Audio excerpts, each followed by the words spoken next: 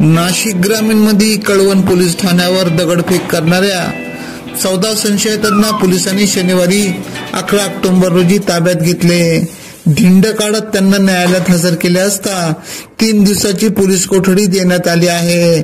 दरम्यान या प्रकरणातील अनेक संशयित अद्याप फरार असल्याची माहिती पोलीस निरीक्षक खगेंद्र टेंबेकर यांनी दिली। बेपत्ता शेतमजुरांच्या शोधासाठी नातेवाईक व समाज बांधवांनी मागील आठवड्यात पोलीस ठाण्यासमोर ठाण मांडत अपहरण व अॅट्रॉसिटीचा गुन्हा दाखल करण्याची मागणी केली। यावेळी पोलीस ठाण्यावर दगडफेक करत वाहनांच्या काचा फोडण्यात आल्या। त्यामुळे शेत मजुराच्या शोधार्थ पोलिसांचे 5 पथके तयार केली।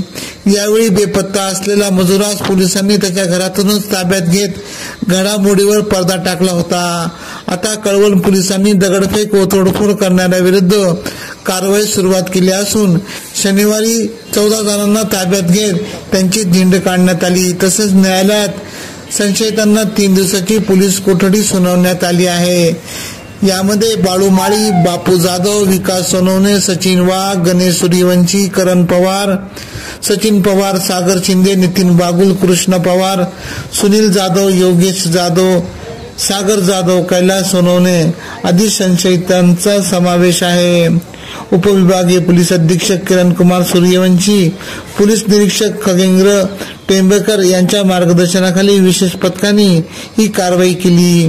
पुढील तपास पोलीस निरीक्षक जगदीश बोरसे यांच्यासह कर्मचारी करीत आहेत। AKP न्यूज साठी ब्युरो चीफ अनवर खान पठाण, नाशिक।